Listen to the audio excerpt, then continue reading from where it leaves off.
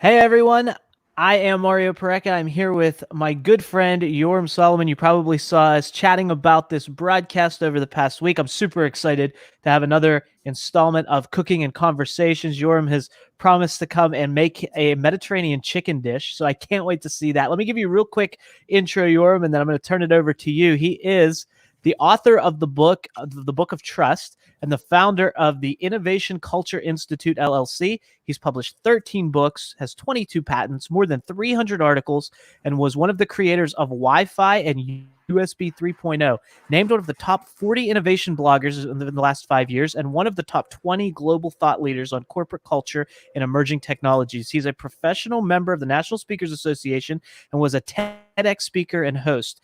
He is an adjunct professor of entrepreneurship at the Southern Methodist University in Texas and Hadassah College in Israel. His trustworthiness model is based on years of original research, years of service as an elected official and as an executive, and service at the IDF 35th Airborne Brigade. Trust21000.com is his website, so you can go there and check him out. And I'm super excited to have him cooking and here with us. Yoram, how are you?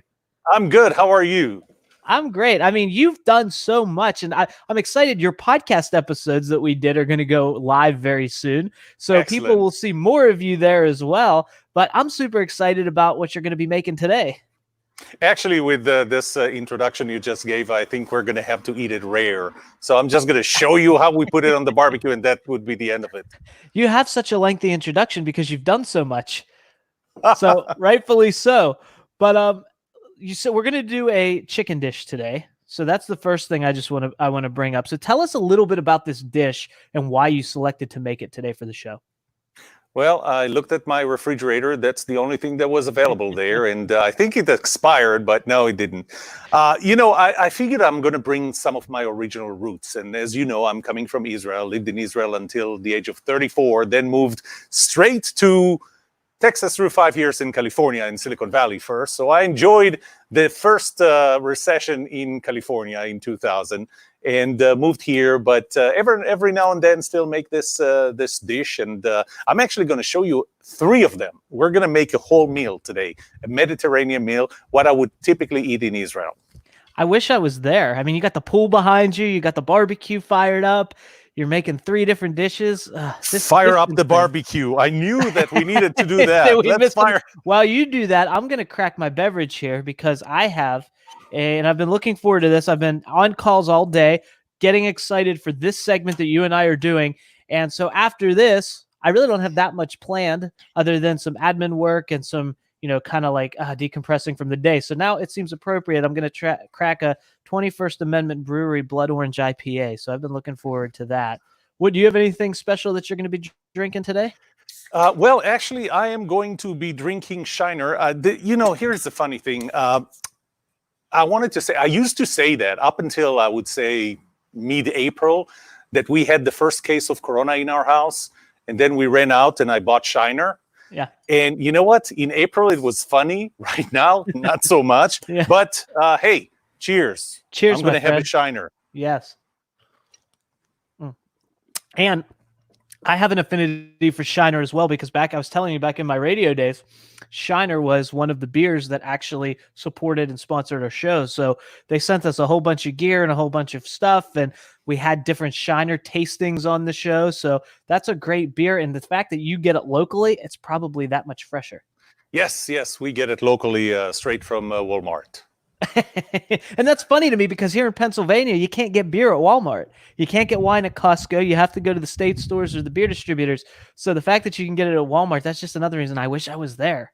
And that is why we are here. And you wanted to know, you asked me before about the barbecue. Yes. How do I choose the barbecue? Yes. Yep. What I want you to pay attention is when you want to really choose a good quality barbecue to create really good quality food, to grill good quality. Can you see those knobs here? Mm-hmm. Yes. The important part, the thing that you want to pay attention to when you buy the barbecue, when you look at all the knobs, when they're straight in line, the thing to pay attention to is the price. Really, it's just the price. I buy them based on the price, and they last for like 3, 4, 5 years.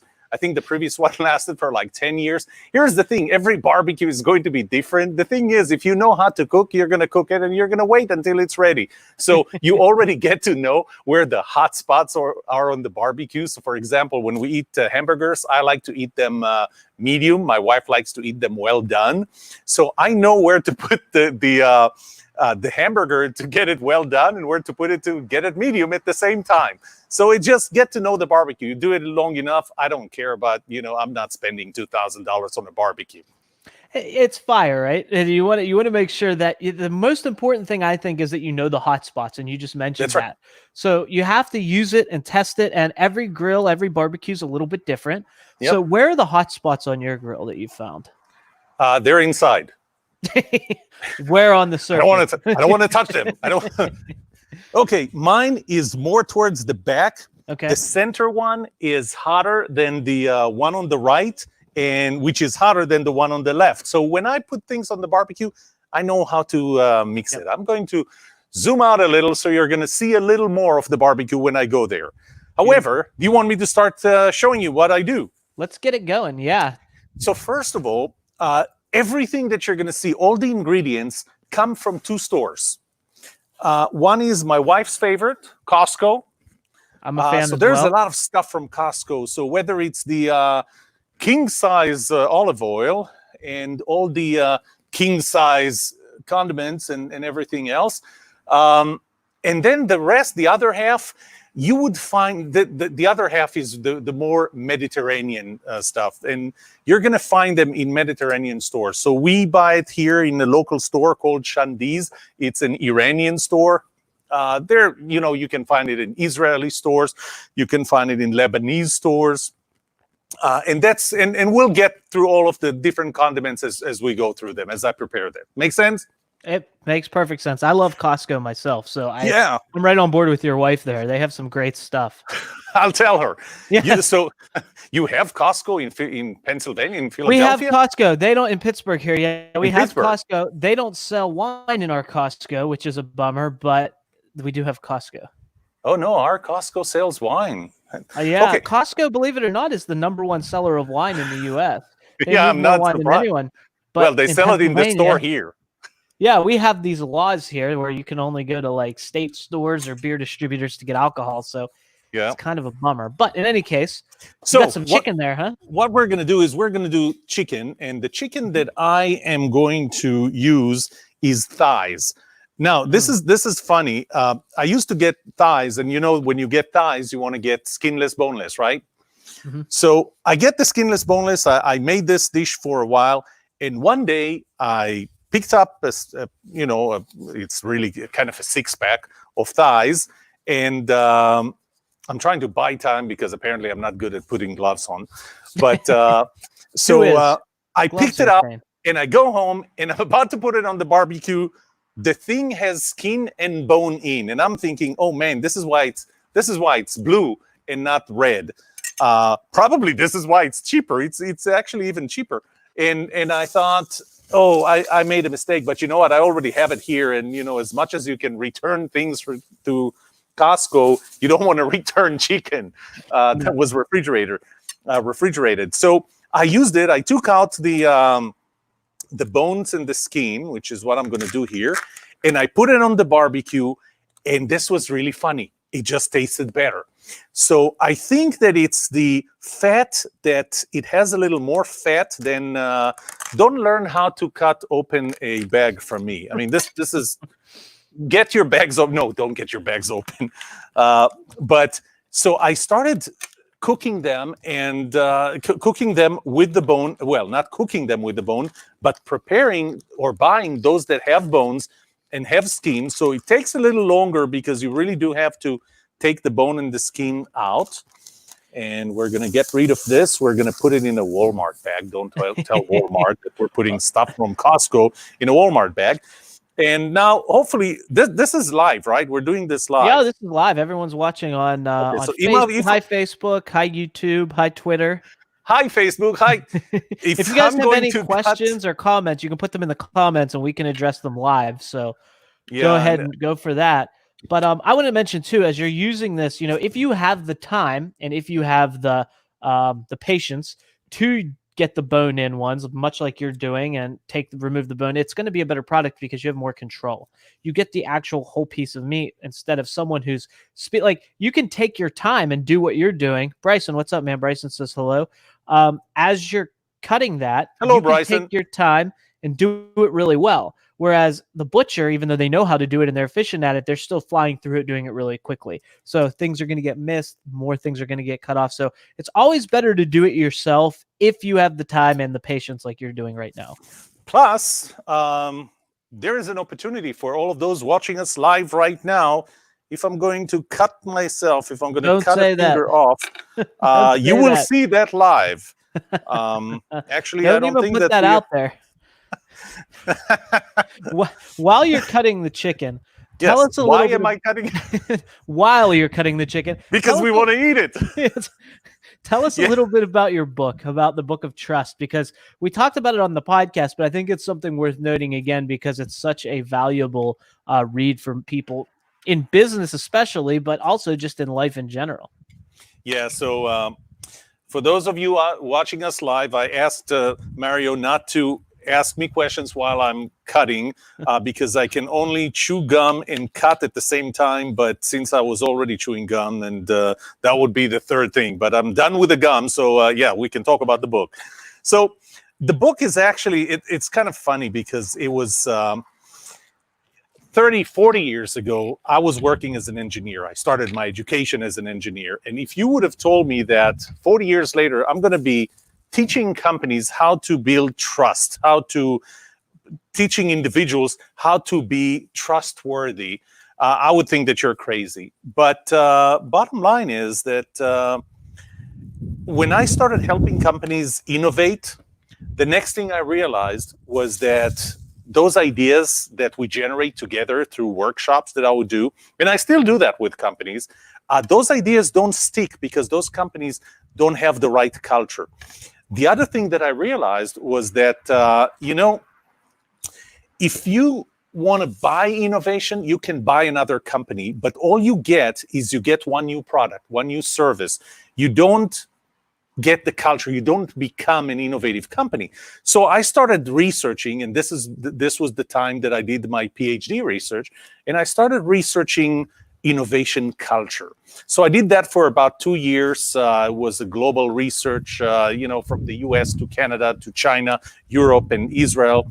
And in all those places, I researched, I really researched the culture of organizations through the people who worked there.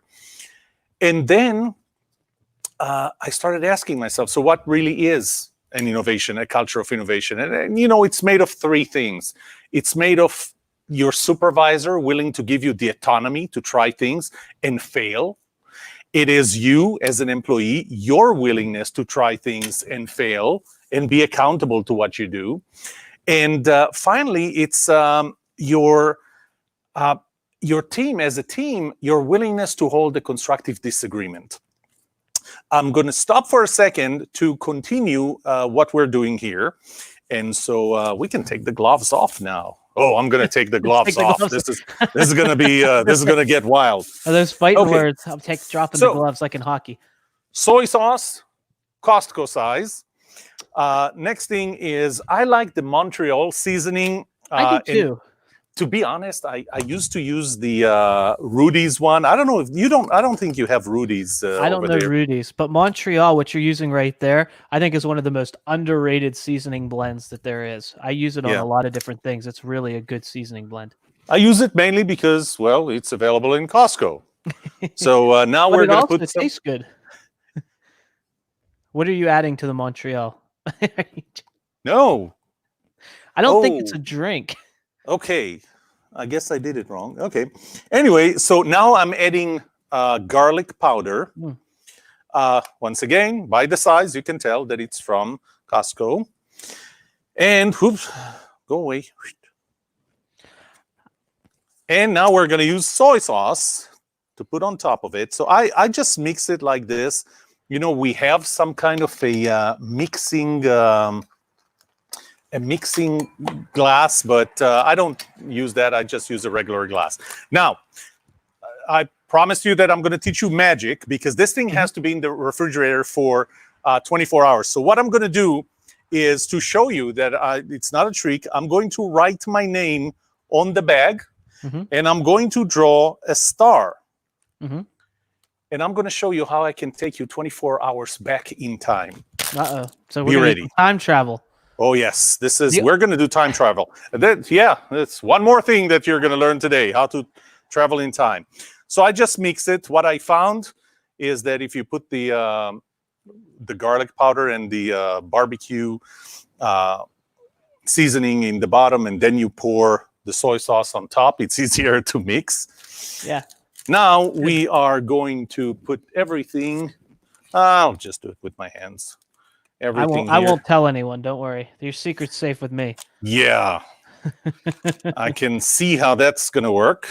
So all the pieces are going to be here. And now we're going to pour this on top. Gotcha. And now, and now you want to make sure that you don't leave too much room for air. So I'm going to, there you go, get the air out. And then you play with it, which is really, really cool. And you put it in the refrigerator. Okay? So we're going to put it. And you just forget about it for 24 hours. 24 hours. As it turns out, I mean, you're the chef. You probably have a reason why this is something you want to do, but this is something that that I do. You put it in the refrigerator and it absorbs everything. Now what we're going to do, according to my schedule, it is, we are 5 minutes ahead of schedule. I love being early. That's great. Yes. We're going to do tahina. Okay. Now, you may have heard it referred to as tahini or anything else. In Hebrew, it's called tahina. I'm Israeli. We're going to call it tahina. How about that? Plus, nobody can answer me. Oops. Can you still hear me? Yes, you can still hear me. I was stepping on myself here. Okay. We're good. Now, we're going to use the tahina. You can get that in any Mediterranean store. And it's really what it is sesame seeds. It's sesame seeds that are ground with some oil in them. And the oil really just gives it the, it's kind of like a preservative here. So we're going to, I'm going to use 3. Tahini is commonly used in hummus. Well, no, actually it's not. Hummus is made of, and we're going to be using hummus here today. So very good job. Tahini is, you'll see how we're going to use it. But hummus essentially is just garbanzo beans. Chickpeas, yeah. And usually there's some hummus. Now, when I made it in the restaurant, I didn't used to add the tahini unless it was straight up hummus, and someone asked for quote unquote, I say this with air quotes, classical hummus, because I actually, when I'm making hummus, much like you, I prefer it without the tahini. I like tahini, don't get me wrong. Yeah. But hummus, there's something about the chickpeas when you get them nice and creamy, and you make it's delicious. That's right. Yep. The olive oil. That's really good olive oil. I'm adding garlic. Ooh, barbecue is hot, so we're going to lower this, and I just added garlic powder. And now I'm going to add parsley flakes, Costco size. No, the parsley flakes are Costco size, or just the bottle? Oh, the flakes are flakes. But the bottle is, And we're going to put paprika. That does not look like it's Costco size, but we're still going to use it. Cool thing is, even if it doesn't come out well, you're not going to know. I'm going to taste it. I'm going to pretend it is good. Some salt in it. I'm going to have to go by your facial expression, not what you say when you taste it. Oh, very important. We're going to take some lemon, and we're going to squeeze lemon a little. Now, I'm not giving you the exact amounts for a very simple reason. One, you're watching me doing it, but it's really a personal preference. Some people prefer more, some less. So this is kind of how I prefer it. And now we need to make it really be like paste and relatively smooth. So I'm throwing in water, and we're going to mix it. Mix, mix, mix. Nice. So yeah, so you just have to do one of my favorite things to do when cooking is taste as you go. taste it and make sure it's good. Yeah. So you're doing it very careful with the water. So because in one instant it's going to be just too smooth. It's going to be too watery, too runny. And so I'm adding a little more water. I can tell that it's still not there. So Hey, we're going Deb, to add a good little to more. see you. Deb just messaged to save some for her, so make sure you put some aside for Deb. Okay, if we can figure out how to pass it through the computer, we will do that. And she's in either Ohio, way, so you'd have to send it. Maybe oh, we can Ohio is email it. easier. Where in Ohio? She is around the Cincinnati area, I believe. Cincinnati. You're 5 hours. No, you're not even 5 hours. You're an hour and a half away from Dayton, which has the best aviation museum in the world. It is. I can attest to that. I've been there. It is. I need to go back because you can't take in everything all at once. It's so big and there's so much to see, and it's just really amazing. I wasn't expecting it, and it's free. And that blew my mind too, because I would gladly pay to go in there because it was so impressive. They're probably going to hear this and I'll start charging because I said something and everyone's going to be mad at me. But it was really cool. It's definitely a place to check out. I need to get back there. And that would be the end of your show. Yeah. I'd love to have you there with me because you could tell me all the behind the scenes stuff to everything. Oh, because of your aviation background. You know what? It's a date. We'll figure it out. We'll figure out the time. See, now it's getting to be smoother. Now it's getting... You've added quite a bit of water to that. I mean, that's more than I thought you were going to add. Yeah, no, it's...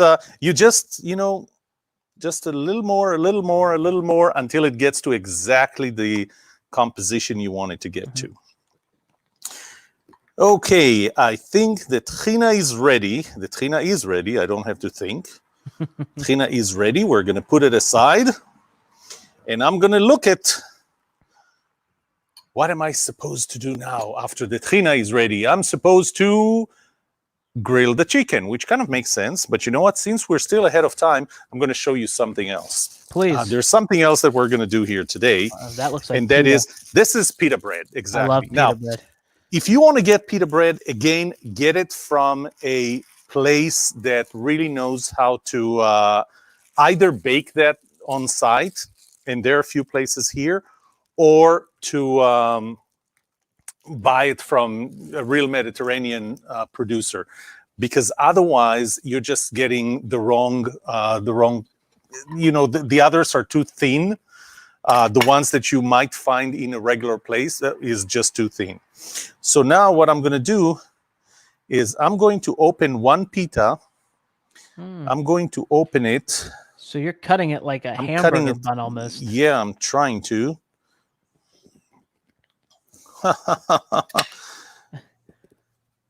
We almost took a finger off. Careful. You already mentioned that earlier. Let's not go there. Yeah. So now we just are going to open it sideways. No, it's working. So pita is one of those things that, I love. I've had many times, but not all pita is created equally by what you just said, right? So you have to be picky when it comes to your pita. There is an Israeli place not too far from here. They cook it on site. It is really, really, really good. The thing is, it's a little further away, and this Iranian place I was telling you about, really close by, and they have good pitas, and so that's what we're using here today. What's the best pita you've ever had? Because I know that you grew up in Israel, and so you've probably had pita that I can't even imagine. There is a place in Yafo. Yafo is the city that's just south of Tel Aviv, and it's actually, even though it's referred to as its own city, but really Tel Aviv is called Tel Aviv Yafo. So it's made of those two cities. And Yafo is an older place, and that older place has a bakery called Abulafia. That's the name of the bakery. And that bakery is really the best, makes the best pitas that at least I had. Okay, so we are done cutting it open. Okay. And now what we're going to do is we're going to put some olive oil on it. Right on each side of the pita. On each side of it. And we're going to brush it all across. And, you don't want to be too skimpy with it. So I'm good on one half. I think I need to add a little more to the other half. So I'm going to add a little You're very more. liberal with the olive oil, which I like because I love olive oil. So yeah, that's right. It's really good. And now we're going to put something that, unfortunately, I forgot to list on the list of ingredients. And of course, what would make it easy is if it had a reasonable name, which it doesn't. It's called za'atar. So I'm saying it I've used that. Yes. You have to say it from the throat, the second letter. And don't tell anyone. I'm actually using my fingers, and I'm just putting it. It is, I don't even know what's in it other than knowing that it's za'atar, but it does have some sesame seeds that are really visible. And this is a really, really good condiment to put on. Actually, use it. Oh, one thing that my wife actually did kind of for lunch today is she put za'atar in, what was it? Sour cream. In sour cream. So put za'atar on sour cream, and man, is this good. Now, I'm going to do something that she doesn't typically do. I'm going to put a little paprika on it. Not a lot. Nice. Just a little. So that seasoning blend that you use, flavor. I've used it in the past, and I just did a quick looked it up so that because I can taste it as you're using it because I've had it before. But what it has in it are some herbs along with toasted sesame seeds and dried sumac and often salt, as well as some other spices depending on where you get it. So it's a really unique, delicious blend that I'm. One more thing you want to put is garlic powder. Again, everything works with garlic. Middle Eastern garlic bread. Yeah. Oh, yeah. Yeah, that's what it is. That's what it is. Now you're speaking my language. Now you've got me. Yeah. Okay, so we have garlic on it. We have a little paprika. We have a lot of za'atar. And it is time. Oh, I actually have a sign that my daughter prepared. It is 24 hours later. Now, do you remember what? I know that it's been 24 hours. So to everyone, I see Debbie is communicating a lot to us. Yes, it is a great museum in Dayton. It's the best museum, best aviation museum, and believe me, I saw almost all of them. But I see Bryson, I see Debbie. Just so that you know, it's been 24 hours. You've been on this call for 24 hours. Time flies when you're having fun. I know. Do you remember what I did to mark that bag? Yeah, you put your name on it and you start it. Here is my name, and here is the star. It's proof and enough this for me. has been in the refrigerator for 24 hours. It's been on the refrigerator. See, it's exactly the same as I made it. Oh, it says never showed both bags at the same time. No, it will kill the trick. Okay, never mind. Anyway, we'll do some quick editing. Now I'm going to zoom out just a little bit so that you can see what I do on the barbecue. And you remember that we talked about whether you put spray oil or something else on it? Yeah, just to give listeners or viewers some context, Yoram and I were talking before the call started about how you keep things from sticking to your grill. And I said, typically in the restaurant world, if we're only doing a couple things, we would spray the actual meat itself or brush it with olive oil so it doesn't stick. And if we're doing a lot, then you brush the grill or spray the grill. But you want to kind of try to avoid the flare-up. Now, what you said you had another trick. Yeah, first of all, I'm not sure why people want to avoid the flare-up. By the way, coolest thing to put in to throw in a fire, hairspray. This blows up like nobody's business. A flare-up. Yeah, but this is not advice that you got from me. Do not throw a hairspray into fire. However, what I do is I take an onion, and you cut the onion.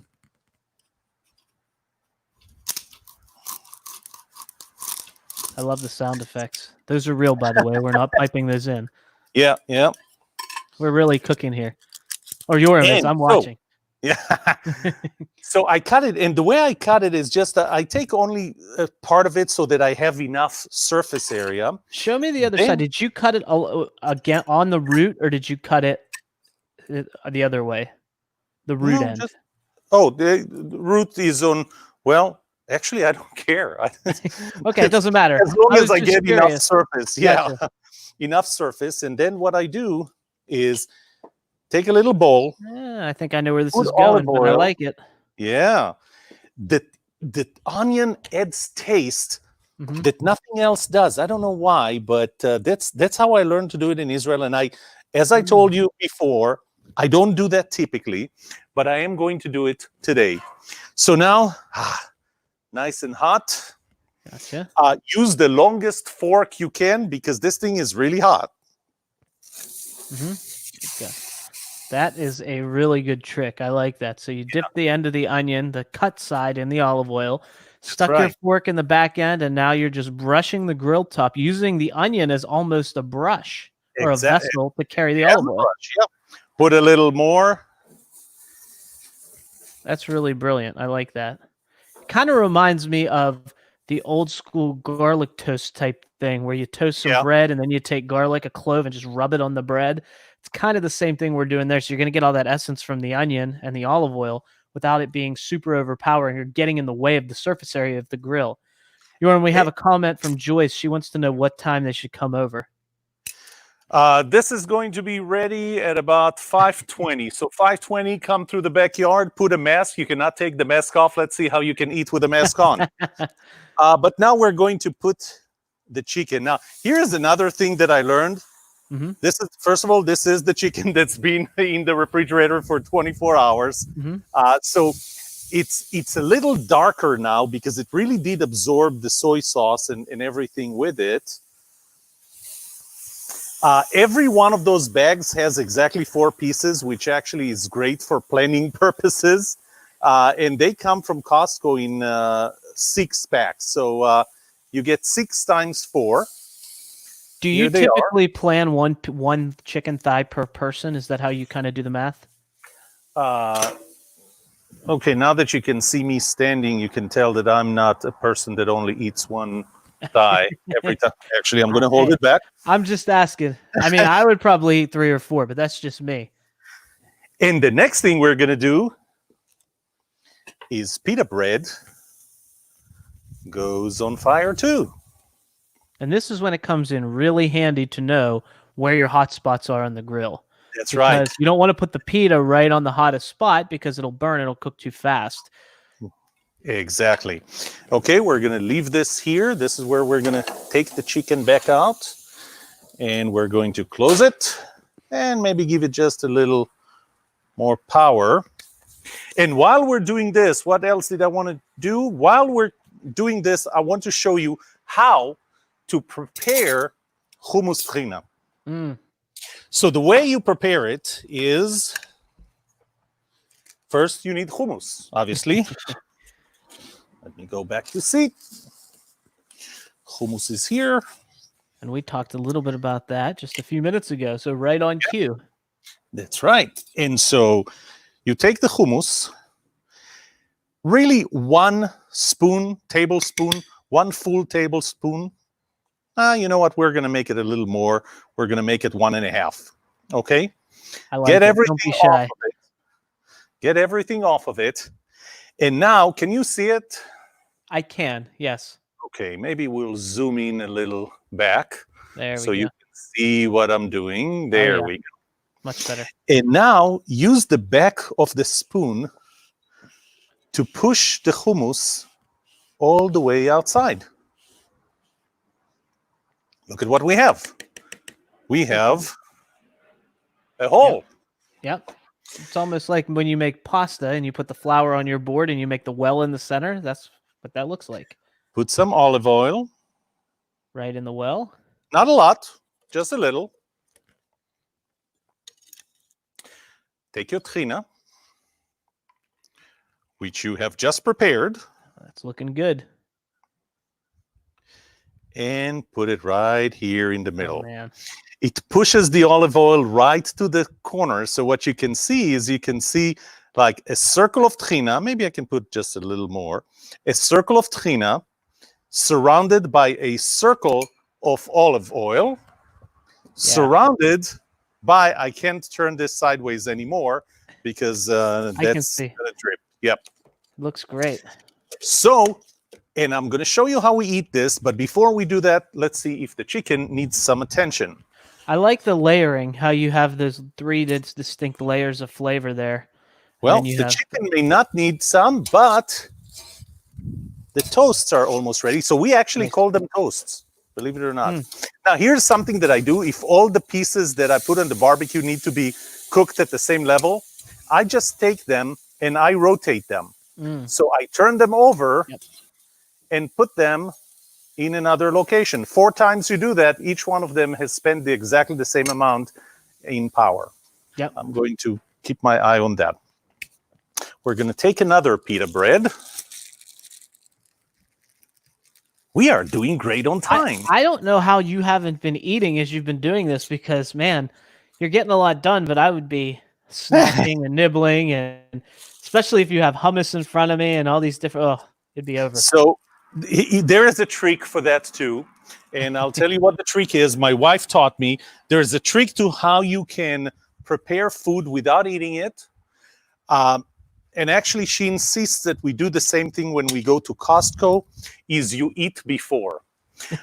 My wife says she will never take me to Costco if I didn't eat first, because then I start snacking on stuff and I get everything that we can get, and that's just too much. All those samples, I mean, how do you walk past them, hungry or not? Well, if you eat, you can. Meanwhile, we're going to take the 2 toasts that we made. The toasts are ready. This is what they look like.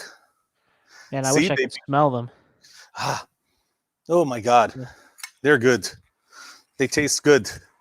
I'm sure. Not. It's. I believe you. Have to eat this. So I'm going to leave them here and see if I can entice my wife. But meanwhile, I'm going to show you how to eat the hummus, because the way to eat this. Oh, another trick. Even though the pita bread is not frozen, I typically freeze it and then I take it out. What I would do is I would put it on the barbecue, and I'm actually kind of cleaning the barbecue a little with it, which achieves 2 things. One is now you have a clean barbecue, and 2, now you have hot pita. Okay, no, the barbecue was clean before, but so now, you take this just a little bit. Yeah, go ahead. No, I was going to say really quickly, I read in your bio that you're one of the creators of Wi-Fi and USB 3.0, so you have some tech background. We need to invent something where you can like put the food in like a little box and it appears on my side and I can grab it and eat it. No, it's good where it is right now. It's going to stay here and my family is going to eat this. But yes, so we have the pita, which now has spent just a few seconds on the barbecue. And the way you do that is you cut it open like this. You cut it, a piece of it. You have to swipe the hummus, the olive oil, and the trina. Forgot to show you one more thing. If you want to go fancy, put just a little parsley flakes. Give it a little greenery. That's right, yes. And give it a little red. We like colors on food. So a little paprika and a little, come on. I don't want to, the thing is, you don't want it to all of a sudden all come out. Yeah. It also adds to the taste. Oh, yeah. And so to the extent you can see it now, this is what it looks like. I'm trying to hold the olive oil. Yeah, and again, I can see that. What you do, take a piece, swipe from everything, put it in your mouth. Let's see how the barbecue is going. Yes. I think we're almost ready here. Man, that looks great. And I love thighs, by the way, because, you know, the dark meat with it just has much more flavor than if you would use chicken breast. Now, I'm sure you could do this with chicken breast as well, but it wouldn't be nearly as flavorful. And I think we're about 2 minutes away from the thighs being ready. And let's see, according to my list, that was it. What else do you want to know? Well, we started talking about the Book of Trust at one point while you're cutting the chicken. That's right. And so I think we can pick that up. Tell us a little bit more about trust. And the other thing that I find fascinating, we talked about this a little bit on the podcast, is that you've proven your model mathematically. So it's not just a theory. it's like concrete and real and there and proven. So I thought that was fantastic. So what happened? I'll pick it up where I left it off when I started telling you about the Book of Trust. So I learned that it is required to have a culture of innovation, and a culture of innovation is made of autonomy, boss willing to give you autonomy and accept your failures, your willingness to take risk and accept failure, and the ability to hold a constructive disagreement. That requires three things: for you to be willing to be vulnerable with me, ask stupid questions, suggest stupid ideas, for you to be willing to give me direct feedback, real feedback, unfiltered, tell me really what you think to help me, and three, your receptivity to that kind of feedback from me. So if I give you feedback, you're not going to think that, I'm just trying to hurt you. Well, and I started asking myself, what is it that you need for all of those? And so the funny thing is that in 2017, I published my 7th book. It was called Culture Starts With You, Not Your Boss. Let me just check on the chicken for a second. And just to add to what you were just saying about stupid questions and stupid suggestions, I demonstrated that beautifully by wanting you to send me some food, and you shot that down right away. So I went there. I trust you, but it was a stupid idea. So yeah, and I gave you unfiltered feedback.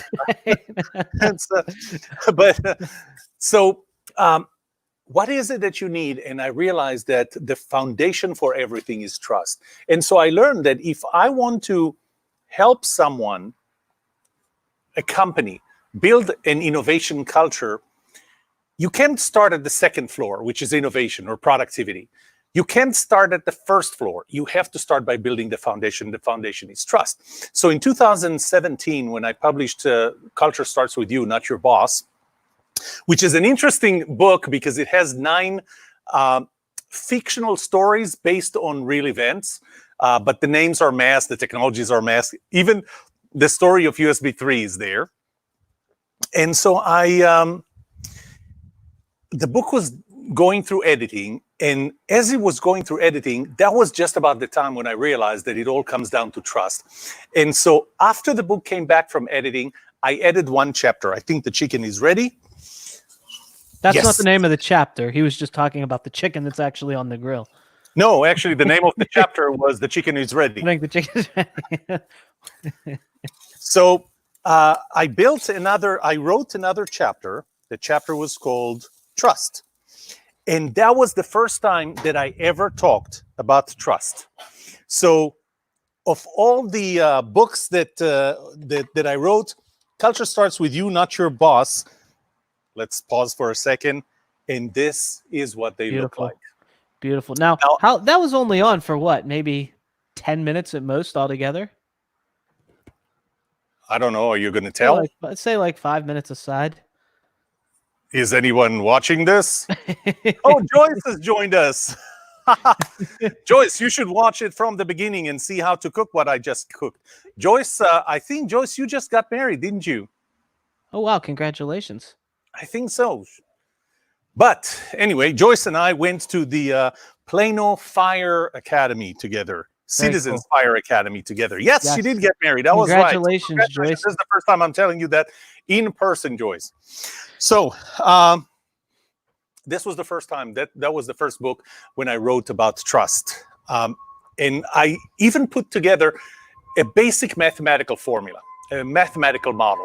And the model really started with 6 components that to date, those are still the 6 components. There are a few other things that were added to the overall model, but I started with those components. And over the years, I continued, over the last 3 years, I continued to do research, to do studies, surveys, to interview people, to understand more. I interviewed, I'm going to call it regular people, but I also interviewed a person who spent 7 years as a prisoner of war, 2 U.S. Air Force fighter pilots, 1 fire department chief, 1 police department chief, 1 leading divorce attorney, and a person who started a small business and went through one of the worst, I'm going to call it a divorce, but it wasn't a spouse, it was with a partner, with a business partner. And interviewed them, and as I interviewed them, and through the research that I've done, I continued to develop this model of trust. And the last three books before I wrote the Book of Trust that only came out 3-4 months ago, the last three books were called Can I Trust You? And what I started was with more actionable tips, call it tips. The first one was 50 plus 1 habits that will make you a trustworthy salesperson. It's a very thin book. It's kind of a mini book. The second one was 70 plus 1 habits that will make you a trustworthy leader. And the third one was 67 plus 1 habits that will make you a trustworthy team member. And those books actually sell pretty well. And every time I went to give a talk or a keynote, a workshop, they would order those books with the workshop. So I actually made them part of the workshop. But for the last 3 years, all the ideas that needed to come together in the Book of Trust came together finally this year. I should say last year, because I started writing it last year, finished writing it in January of this year, and that's when we published it. Fantastic. It's a great book. I mean, from what I've seen of it and what you've sent me and everything that I've looked at, I mean, trust is something that people don't talk about nearly enough, I think, because I've done over 1,000 interviews over the last couple of years, and you're the first person that specializes specifically in trust. So I think that's something, if you don't trust someone, then you can't do anything else with them, right? So here are a few interesting concepts that kind of led me there. First of all, I got to tell you that about 18 months ago, I reached a fork in the road. So while I was building this model of trust and started publishing the books on trust, what I had was I was still talking about innovation culture for the most part. And so at that point, about 18 months ago, I stopped and I asked 20 of my closest friends, what do you think is the direction I should take? Do I continue with innovation culture or do I switch to trust? 19 out of 20 said, stick with innovation culture. My gut told me to switch to trust. And so I switched to trust. I think one of the pivotal moments on that was I was meeting with a company that their interest was in bringing me in as a consultant to help them build a culture of innovation. For first 20 minutes of that first meeting, I interviewed and I asked questions, and I'm thinking in my head, you don't have an innovation culture problem. You first have a trust problem. You need to resolve trust. You need to build trust in your company before we can start talking about a culture of innovation or innovation and productivity and everything else, the results of innovation and productivity. You have to start with trust. And until we do that, until we deal with trust first, don't work on the first or second floor. And so that was, the other thing is what I realized is that it applies to so many different industries, so many different relationships. And so as I was thinking about trust and building the model, I realized that there are 7 laws of trust that I have identified. So the first one, for example, is that trust is continuous. It's not, I asked you the question, do you trust me, Mario? And I make it like a yes-no question. It's binary. It's not. It's really how much do you trust me? Trust is contextual. There's a question of, if I ask you, do you trust me? You should answer with what? Trust you with what? Because there are certain things you can trust me with. There are other things maybe you shouldn't so much.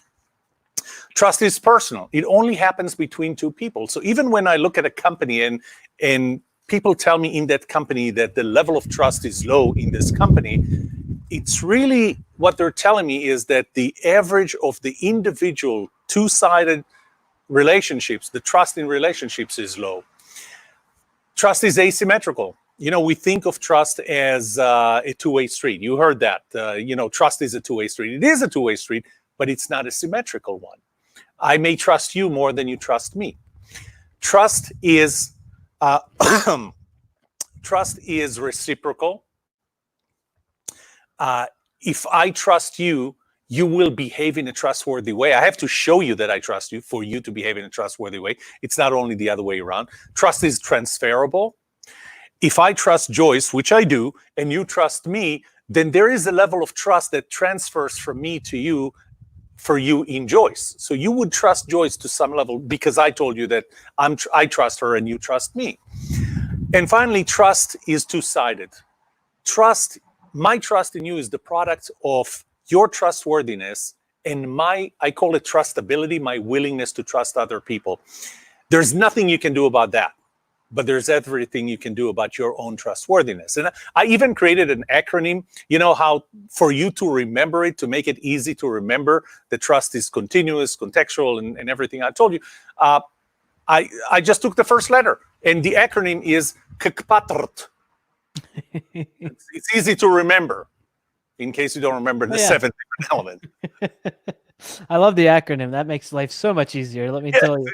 What wouldn't I do to give to have 2 more words start with an A or an E or an O, another vowel? But I love the way that you lay out trust. And, you know, a lot of people, I think, they know what trust is somewhat, but if you ask them to define trust, it's probably very difficult. Yeah. Even though they live with it every day, right? It's like the elephant in the room. It's in plain sight, but it's kind of hiding.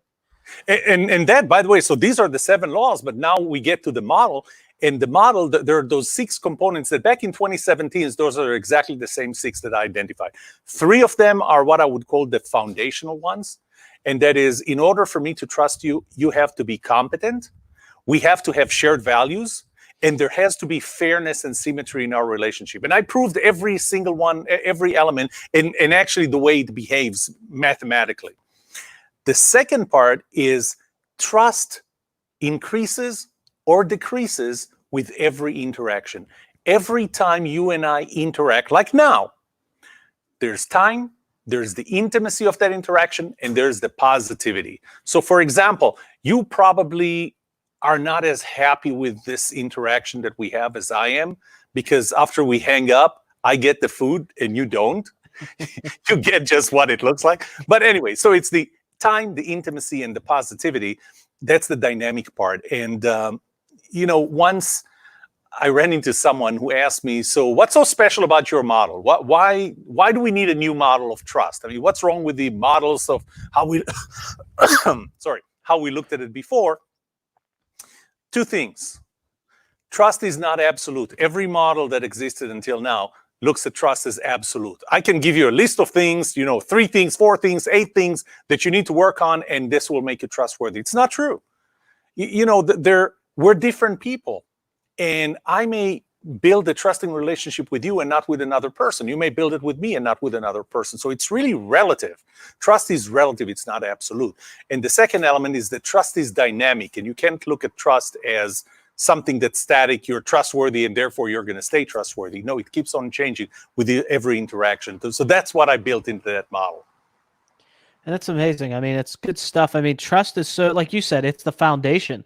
So what a lot of businesses do, a lot of people, they try to work on the second or third story before they have the solid foundation. And that doesn't really work out too well. Because you got to be able to trust each other within an organization, within a family, within a friendship. If there's no trust, and trust is one of those things that it can take years to build, but you can destroy it in a matter of seconds. Which is built into the model, believe it or not. And I explained why it's so easier to build trust than to kill trust. You know, one thing that I do in my workshops is I ask you about 4 companies.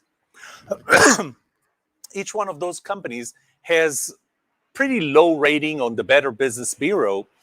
And when I tell you who the companies are, and I tell my audience, and they're shocked because those are some of the top companies.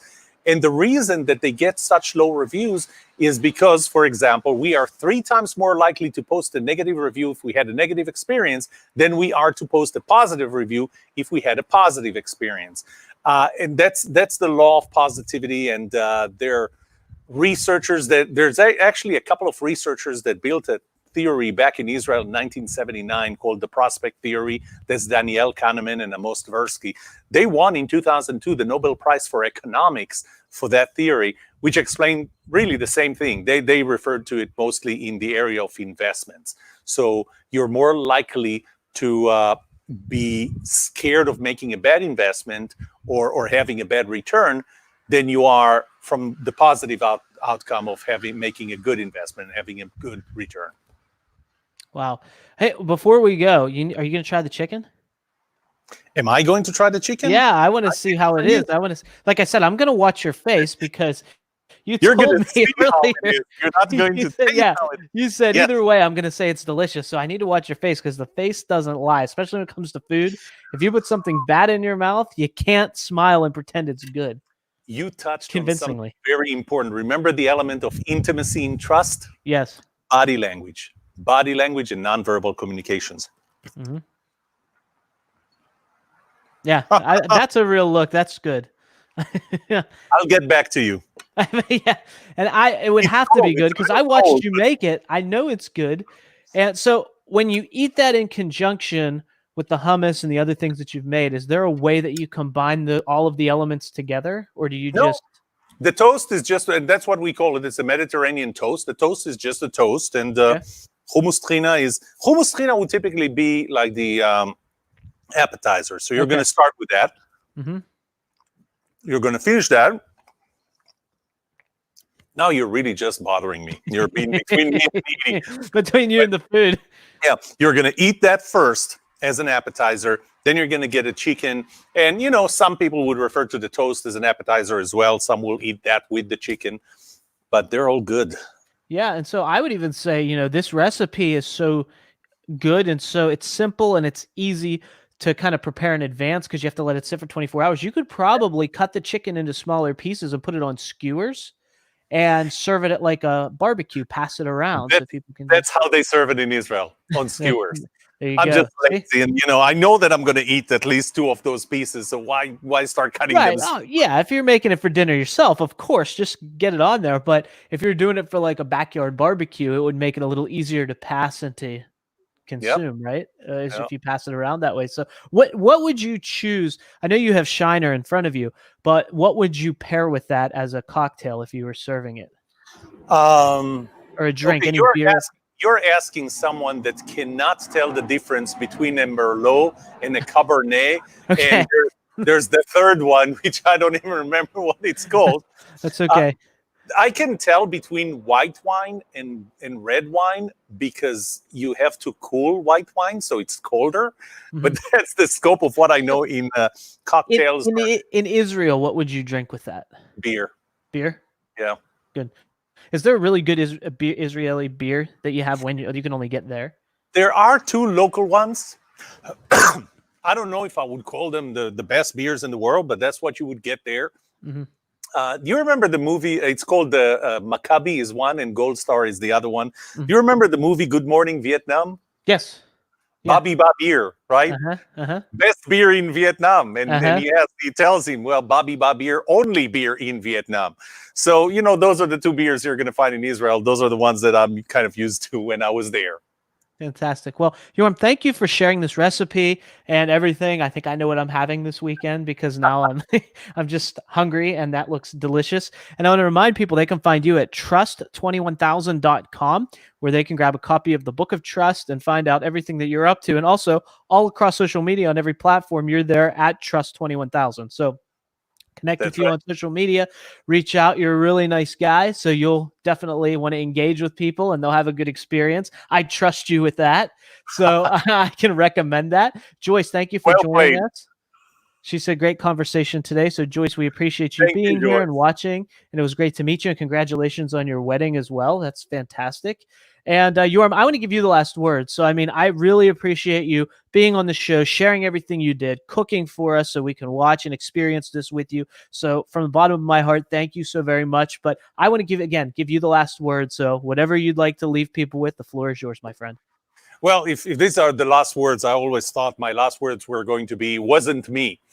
But in this context here, my last words are, you can tell that I'm very passionate about it. And I'm not talking about cooking, I'm talking about trust. I'm very passionate about that because I think that the 3 most important skills that you can have, anyone can have in any relationship, is your ability to build trust, be trusted, and know who to trust.